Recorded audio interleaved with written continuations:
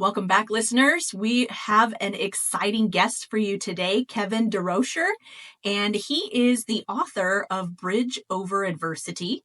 And he also does a lot of amazing consulting work for entrepreneurs to help them catapult their businesses forward. So, Kevin, welcome today. We are excited to have you and pick your brain about all the amazing tools that you help share with your entrepreneurs. Tell me a little bit about how you actually got started in this field. I know it's been quite the journey for you. Oh, Dena, thank you. Yeah, the author, I just always wanted to write a book. It was a tribute to my dad, and I wanted that done before he passed away. And he just passed away a little bit over a month ago, right after his 90th birthday. But he got to see it, and it was about people who've overcome severe adversity in their life, which my dad did. As far as the other things I do, there are two main things I do with entrepreneurs. I coach people on how to become a better speaker, and I just started a book on that. I'm hoping to have that out by the end of the year. Last book took me 2 years. Who knows how long this one will take, but I'll do that. But the one that's really catapulted for me is coaching people or helping people with AI. I did a speech about a year and a half ago for Toastmasters on AI. It was an hour-long presentation. It went over so well, organizations started asking me to talk to them about AI. And as people started asking, I started having to learn more and more about AI because it changes every day. It is just continually changing. And I wanted to make sure that I was up to date in what I taught. So most of my talks now and consulting and helping people has been around AI. And Mark Cuban says, if you're not using AI in your business, you're going to fail. And there are several other people saying the same thing. And it's not that AI is going to take your job from you. It's the people that know how to use AI are going to get ahead. And not only in business, but you can use it a lot in your personal life as well.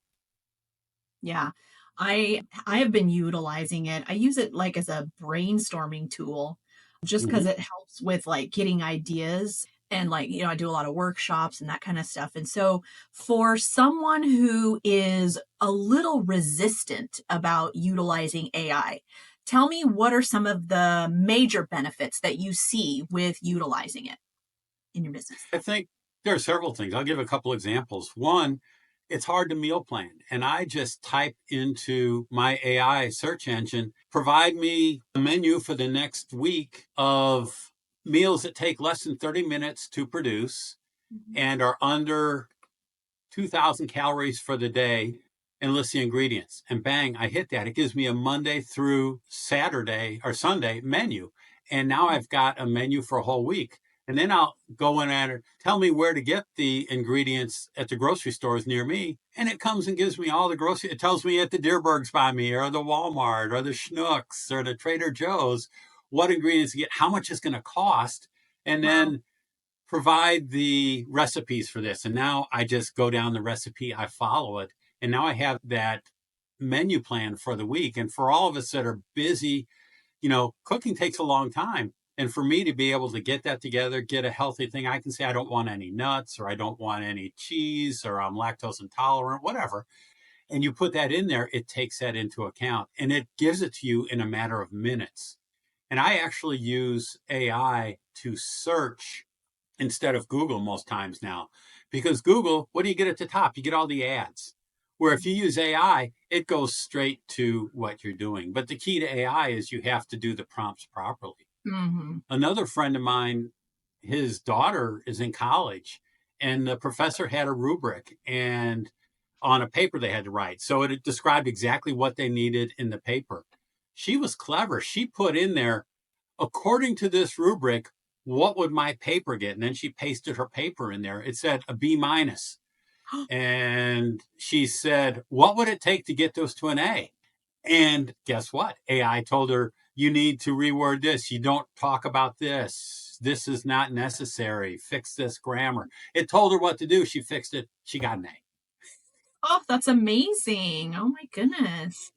Yeah, it's such a time-saving tool, I feel like. Yeah, that's awesome. So are you teaching and educating on the tools and how to leverage this specifically when someone asks for you to consult with their business, or do you have like an evergreen course that's out there that you created? I know you're I working don't on. have an evergreen course. I guide them to a platform that I use called Ruby AI. Mm-hmm. And, people say, well, what AI LLM should I get? Large language model. And that's what ChatGPT is, Perplexity, Cohere, Gemini, and those things.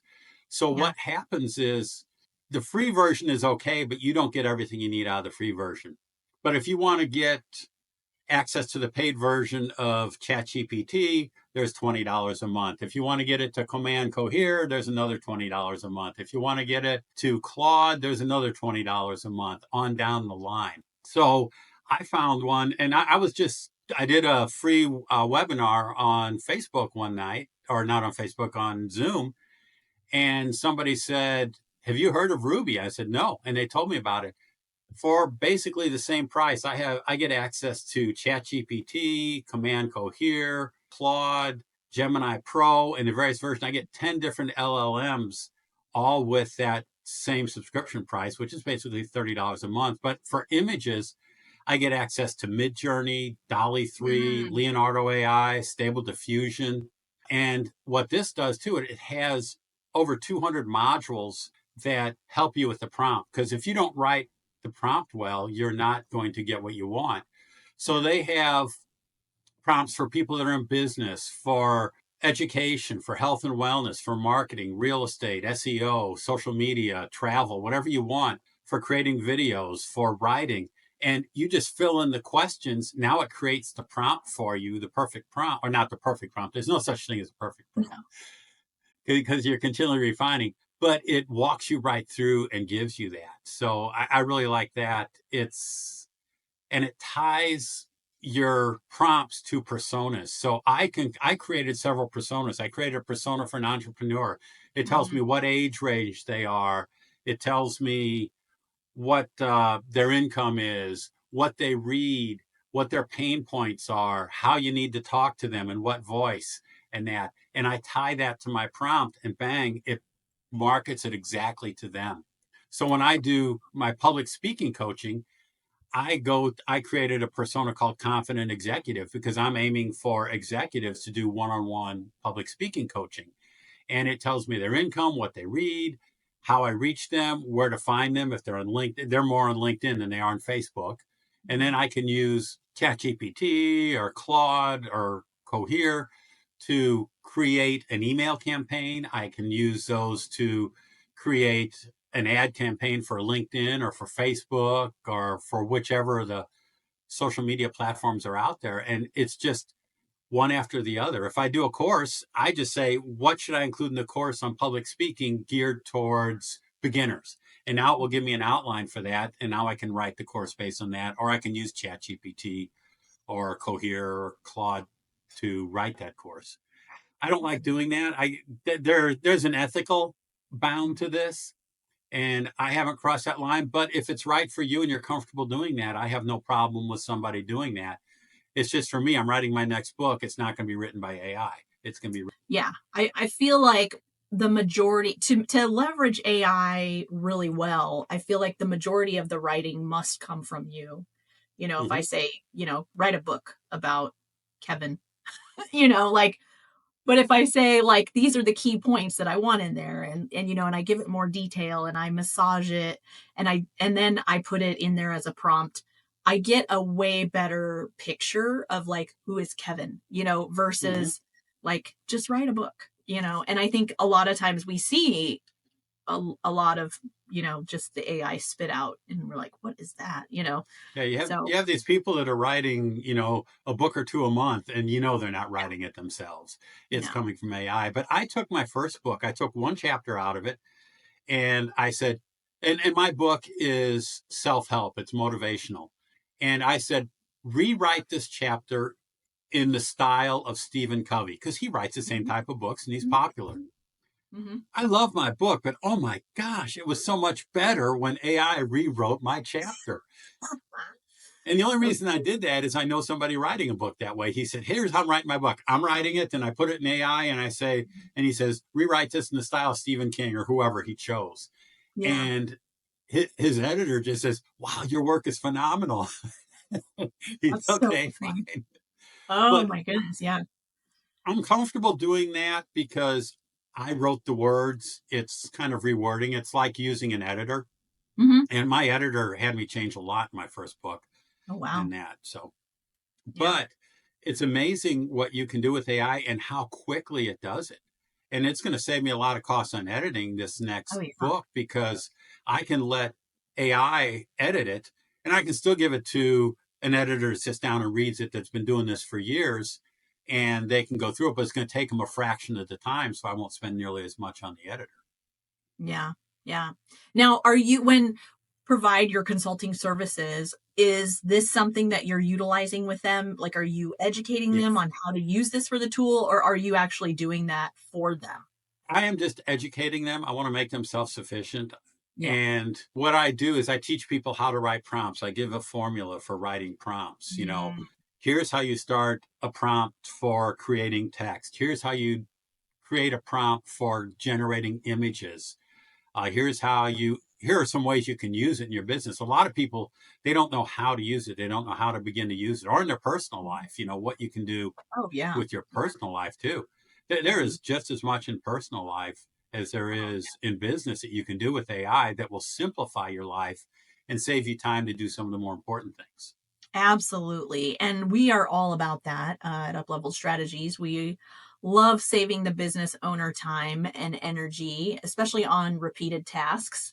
So tell me a little bit about how you find your clients. A lot of my clients are by word of mouth, and I talked to somebody. I was on a podcast a while back, and I talked about AI, and then I was asked by an organization, "Can you come and talk to our organization about AI?" So they brought me into Columbia, Missouri. I went and I gave my presentation on AI, and then a few other people after that said, "Oh, hey, I want to work with you. I want to contact you about that." And so a lot of it's word of mouth. I'm not really pushing it overly hard right now. Technically, I'm retired, but I'm busier now that I'm retired than I was when I was working.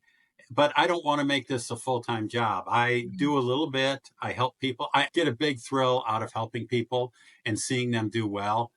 And I go from there, but it's not a full time business. I'm not going to do this 40 hours a week, even 20 hours a week.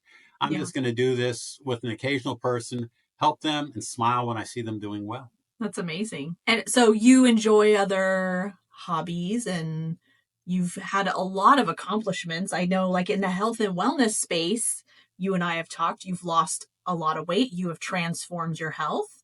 And so Mhm. I think that's amazing. Tell me a little bit about that.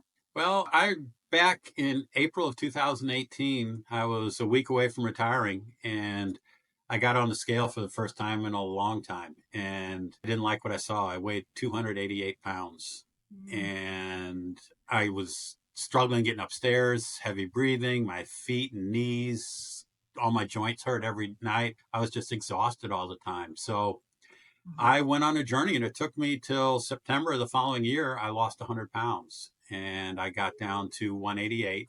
I'm up around 200 right now, but I'm staying in that lower range. I'm not letting my body slip. I still work out at Hot Works on a regular basis and I watch what I eat. And it doesn't mean I don't go and have the birthday cake and ice cream sometimes, but I do that in moderation.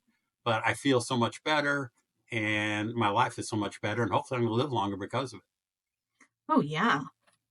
Yeah, and I mean, I feel like, how we show up for one thing is how we show up for a lot of things in our personal life, in our business, in our relationships, in our parenting. There's all these different things that we bring to the table. And so when you are doing things that help your health and wellness, those kind of flow into your business as well. And so there's a lot of overlap that happens within that. And so I love that you have overcome that obstacle, and took matters into your own hands. And that says a lot to who you are, because that's not a simple journey.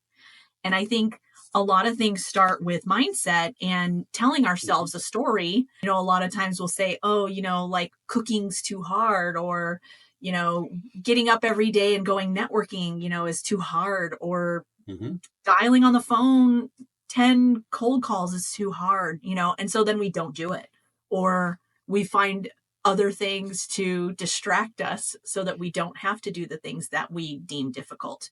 But when you think about it, and I have an amazing coach that actually called me out one time. I was like, oh, getting on Facebook Live every day is just so hard. And she was like, really, is it? And then I was like, no, actually, it's really easy. Why am I telling myself it's hard? And so do you find in your coaching and consulting that there's a lot of entrepreneurs that believe that things are hard? And what are those things? Yeah, a lot of people do find it's hard, and most of it is fear. I think people are afraid, or they think they don't know how to do it, or they just aren't willing to put in the work. I do public speaking as a business, and if I'm not making 5 calls a day or however many calls a day, I'm not going to get customers. And if you're not doing that, if you're not putting in the work, and it's just like with losing weight, I knew how to eat. I knew that I needed to exercise, but it was up here. I did not have the mental mindset, because what did I do? I used food as a reward for things. Or when I was down in the dumps, I used food. If you sit down in front of the TV, you grab that bowl of chips and you just keep eating like this. And I had to get by that mental aspect of it. It's all up in our heads, really. We're all capable of doing amazing things. It's just we have to put in the work. It's not going to come to you automatically, but people make that one or two calls, or they try AI once or twice, or they try speaking to an organization once or twice. They don't like it, and they say, I can't do this. Well, yeah, it's hard the first time. The second time, it's a little bit easier. The third time, a little bit easier. Then it becomes habit with time. And once it's become habit, you've got it. And there's so many people say, oh, wow, it's so easy for you. Well, you know what? I was where you were, 5 years ago, a year ago, 3 months ago, whatever it is, depending on what they're doing. And it just meant getting up every day and trying again, trying again. You're going to fail, but they say fail fast, fail often, because you'll eventually get there. Yeah, it's like walking, right? Like none of us didn't learn how to walk. We fell once and we're like, no, it's too hard. I'm just going to crawl forever. We don't do that, right? And so it's very similar in everyday life too. We learn how to drive. There's all kinds of things that we learn how to do that we don't have that unconscious competence right up front. We have to learn how to do it. So as you are educating people on how to be an amazing speaker, I know that you've done a lot of trainings, you've done a lot of coaching and perfecting technique and that kind of stuff. What are 3 things that you drill home when it comes to speaking? Like, what are your this is a must. You have to do this when you are working on speaking.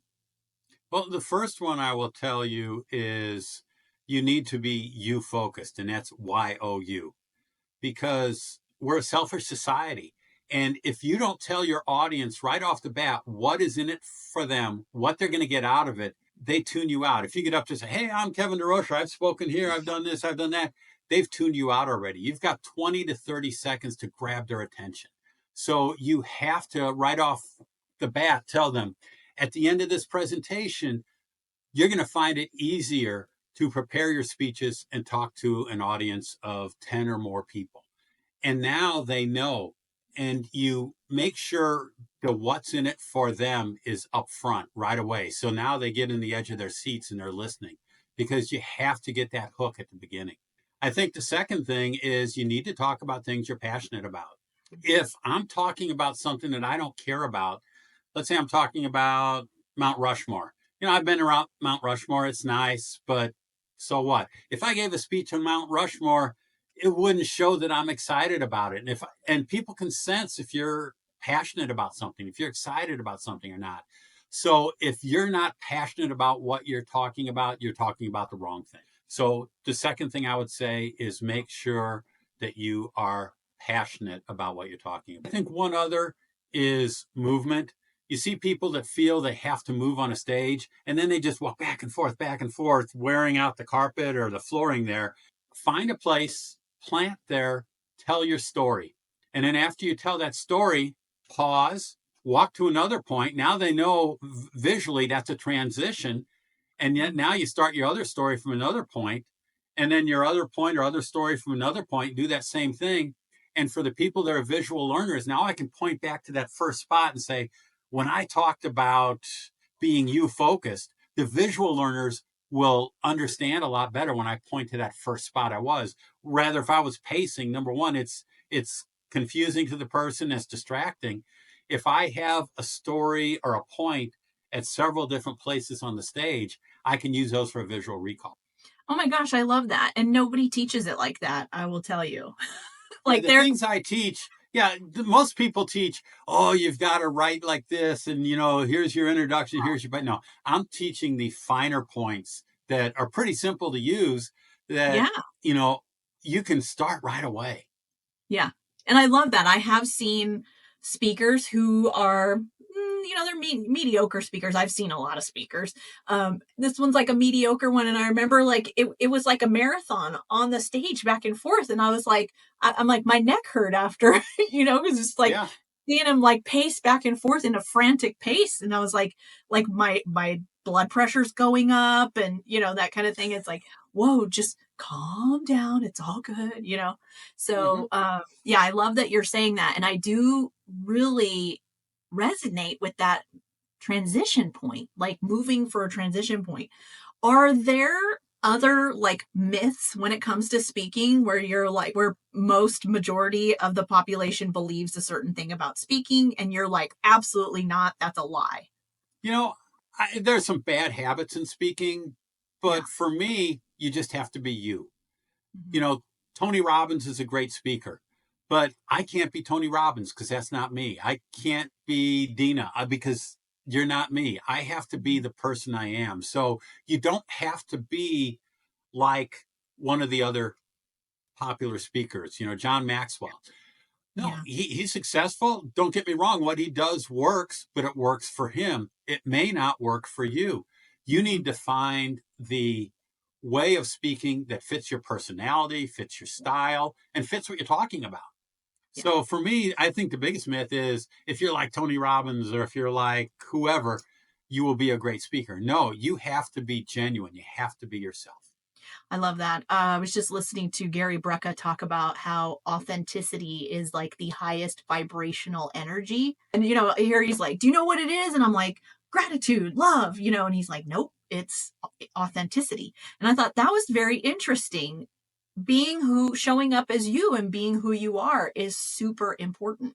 There is only one you on the planet. Mm-hmm. And if your audience thinks that you're just putting on a show, you're playing a character up there on the stage when you're talking, they aren't going to believe you as much as if you were actually, they felt it came from your heart, that it was you. Yeah. Yep. Yeah, absolutely. I love that. Any other myths that are, or like paradigm shifts that like you've noticed in the last few years? Even like, I feel like there's been a shift since we've had the pandemic. Things are different, definitely how we do sales is different. How we show up for conversations is different as well. People are very like quick and fast paced. They're on to the whole, like they don't want to be sold to. They do like buying. They just don't want to be sold to. And so I feel like there's a little bit of a shift there too. Have you noticed anything else that's like humongous, like big paradigm shift in your field? Well, I think for speaking, shorter is better. Mm-hmm. People don't want to sit down and listen to a 1-hour speech. If they do, you have to make it interactive. But we have a short attention span as a society. Notice, we've got Reels and we've got TikTok. People will watch that 30 seconds, that 1 minute, even 3 minutes. But if you're putting content out there, especially on the web, you better not have it more than a couple minutes because you will lose the person. They're not going to sit down and watch a 5-minute video if you put a link out there on Facebook or on your webpage. They are, if you have a 30-second, for me as a speaker, I have to have a reel out there where people will see what I'm like, but they're not going to watch an entire speech unless they want to see if I'm right for them. And then you offer that to that person. If they're the hiring manager, the person that's, hiring the person for the presentation for the conference, then they're going to want to see a little bit more in that 30 seconds. But at least that whets their appetite and gets them to ask for more. Most people aren't going to want more. So less is more in many cases. Yeah, I agree. So what are you most known for? Oh my gosh. I don't know. I do so many things. You do, I know. Like, is there I'm something delving that in magic right now. I'm learning magic for the grandkids. are you? I'm doing Oh, some card that's tricks so and cool. things. And, I'm really into nature photography. So I'm out doing a lot of photography, coaching people on speaking, AI right now. So I just have so many balls in the air that I don't think there's just one. And I think that's the key to a happy life, though, is just having things you're passionate about and doing, and not just one or two things. When I retired, people say, people always ask, what can you do when you retire? And I had this long litany of things I was going to do. A lot of people say, well, I'm going to golf and travel. And I said, what do you do when the money runs out, or Right. when the weather's bad, Mhm. So to me, I think I'm known for just doing so many different things and enjoying them. And being so well-rounded. I love that you are enjoying retirement and, you're not just sitting in a chair, watching TV, flipping channels. You are out enjoying life and also helping other people and showing up in a way that is authentic to you. And that speaks volumes. So Oh, thank you. I love that you're doing that. Yeah. And if somebody wants to work with you, Kevin, how do they get a hold of you? I think the best way is through email. It would be Kevin at bridgeoveradversity.com. So Kevin at bridgeoveradversity.com. And I can put my phone number out there too. Don't care. Now, if you're not on my phone list, it goes to voicemail. Leave a voicemail. But it's 314-249-6243. 314-249-6243. Awesome. Wonderful. And I just want to say thank you so much for being on here today. And any last words of wisdom or anything that you want to share that we didn't get to? If you're not using AI, you need to get to it. And I strongly suggest Ruby AI. Give me a call about that. I can get you set up. It's an affiliate marketing type program, but it is by far the best one out there. And I can set you up where you have access to 10 different LLMs, 4 different graphics generators, text to voice, voice to text. You can create music, you can create videos, all kinds of things. You can check and see if something is generated by AI or not, or you can take something and make it so it doesn't look like it was created by AI. So it's got and it just opened its own version of Canva in it. So now it's got Oh, Canvas in it. They call it Canvas Plus, which is the equivalent of Canva. So you got all that for that simple subscription price of $30 a month. Or if you pay for a year, it's only $300 and you get all of that as opposed to multiple subscriptions. And what I like is if I run something in ChatGPT, mhm, Walter Cronkite before your time used to say, always get your news from 3 sources. So mhm, I will then, right after that prompt, say, run this in Claude.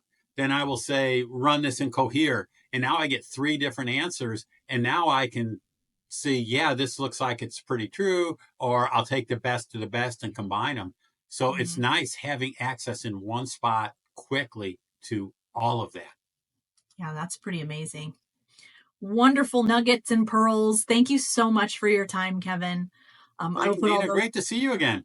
Yeah, same here. I put all the goodies in the show notes. And listeners, if you have not already liked and subscribed, please do that now. And we need you to boost this channel and feel free to share with your friends.